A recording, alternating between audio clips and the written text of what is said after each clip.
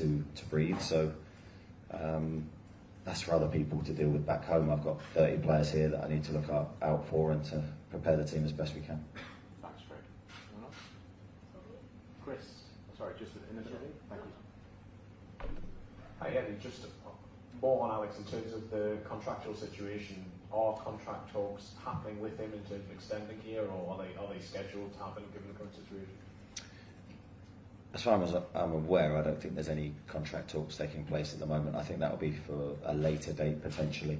I think for now, with the situation as it is and the state of the window, in the sense that it's hurtling towards the end of the window very quickly from our perspective, there's still so much that could happen. Those contract talks potentially may take place at a later date.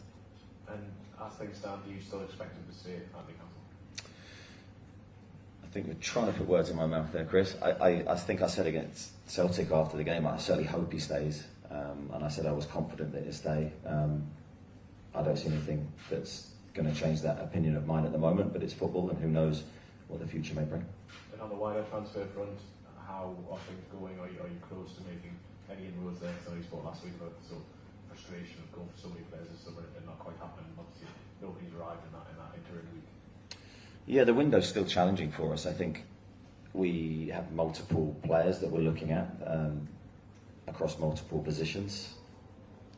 I think all clubs will say the same though. I know other clubs have brought more players in than we have, but it is a challenging window because prices are going up.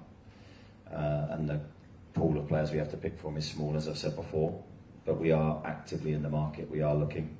I feel we need to do business. We need to bring players in. We feel with the challenge of the calendar, the football calendar this season, with all the games that we're going to have, we need the options and the depth. As we found out 2 years ago, it's a totally different campaign with Champions League football. So again, I hope that we can bring players in before the window shuts. Players, not just players in, players that can make a difference and take us forward. We won't stop until that window is shut. Thanks, Chris. I can see Bruno's feeling quite lonely. No, come on, give him some questions. I'm very good here. Take the heat off me for a minute. Anyone else? Question for Bruno. Yeah. So, thank you. So how have you, as club captain, welcomed Anthony Lambert to the squad, and what do you think he can bring, after qualifying for the Champions League? How does he contribute to the ambitions of the club in the season? I said the same from the Gaffer. I think he's training brilliant. He really surprised me. Very good guy, very focused, always smile. I think he's that fast, very, very fast. He's training very, very well. I'm excited to play next to him. So, yeah, he has been training brilliant. Thank you. Going to go back at the room again. Yes, this is for Bruno. You mentioned yesterday in our brief chat that one of your focuses now is to sort of just keep the boys with you here, motivated and ahead for the season that's to come. Can you share how tough is it to motivate and keep the players' spirits up throughout such a long, hard season in Champions League football and all this? And also, just a quick one for Eddie. You mentioned about needing to add to the squad. Can you share or give us an idea like how many bodies you ideally like to have added to the squad? Yeah, I think we had the best season ever in the club history in last season. So now the challenge is keep it going, no stop. Yeah, it was that good last season, but for me it's not enough. I want more. I want to keep winning. Like I said yesterday, if I lost my ambition, I can go home to Brazil and chill. It's not what I'm looking for now. I'm looking for keep improving, keep winning, keep making history for this club. So yeah, I think we're in a great position. Like the Gaffer said, everyone is feeling very, very good at the moment. So we're in a great position, and we hope we can make an unbelievable season again. Yeah, to your second point, I think it's not about numbers; it's about quality. So for me, we've identified the positions that we're looking to recruit in. And then can we find the players of quality that can make our team better? If they don't make the team better or the squad better, then we won't sign them. Thank you. Going to go to the middle of the room. Hi, Alex Howe from BBC. On a broader subject, when a player maybe expresses they want to try or find a different scenario or something new, have you experienced that before as a manager, and do you always try and find a way back to them, or does it Yeah, I've experienced that many times, and I think it's never the same situation. There's loads of different things that can happen in that scenario. I've welcomed players back to the group, obviously sold players all throughout my management career because that's part of being a football manager.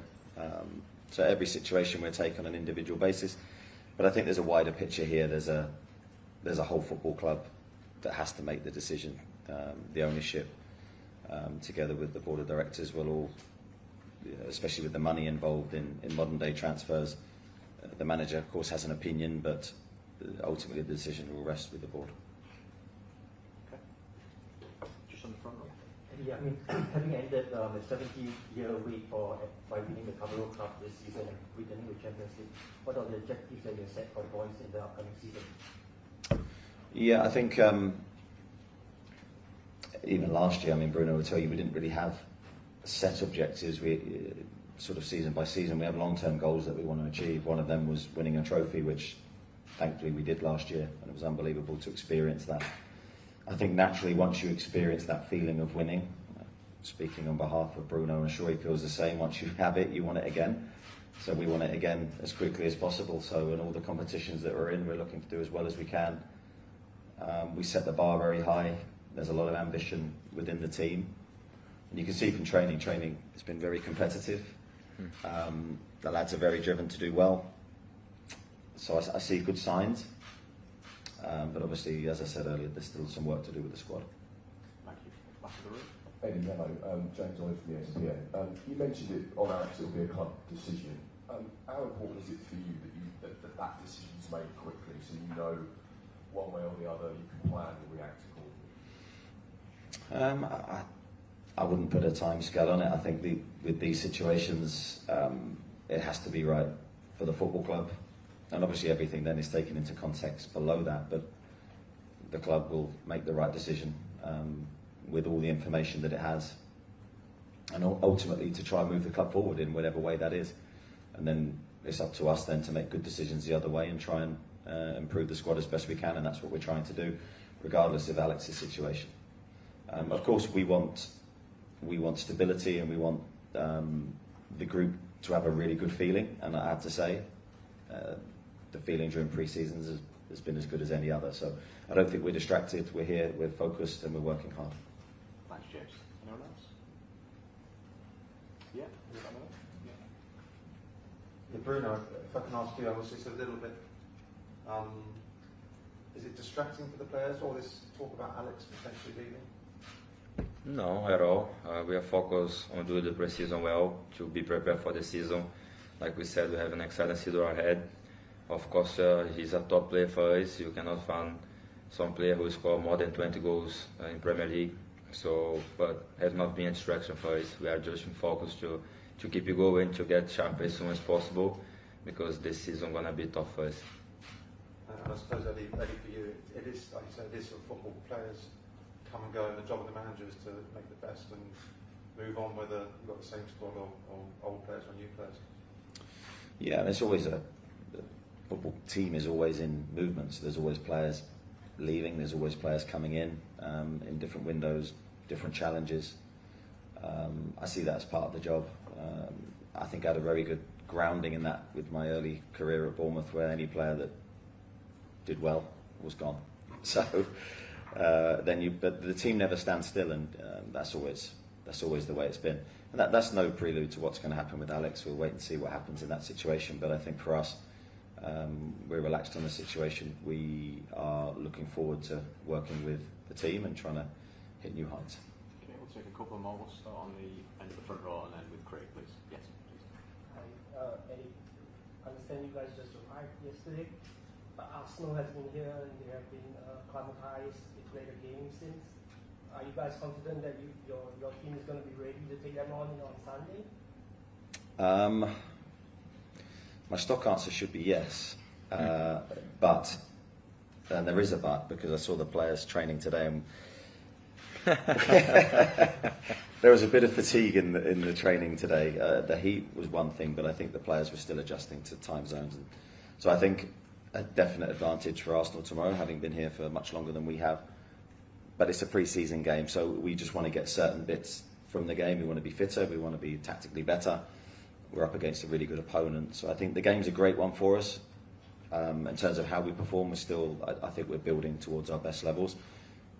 I'll repeat, the most important thing is how we play against Aston Villa, not these games, but we need to get something from it. Thank you. Last one, Craig, please. Just back to our Friday morning routine of Benton. Injuries, fitness, is there anyone who won't play tomorrow night, who hasn't trained? Just a general update on players' fitness and where they're at, please. Yeah, the squad at the moment is in a very good place, Alex apart. So Lewis Hall joined in today for his first very mini part of training. He didn't join in the full lot, but it was great to see him back with the team. I think the players were very excited to see him back as well. I think apart from that, we have a clean bill of health, so the squad's in a good place. And Martin Dubravka, will he join you next week? Yeah, the plan for Martin is to join us in Korea. Okay, thank you all for your questions. We'll see you at the stadium tomorrow. Thank you. Thank you very much. Thank you.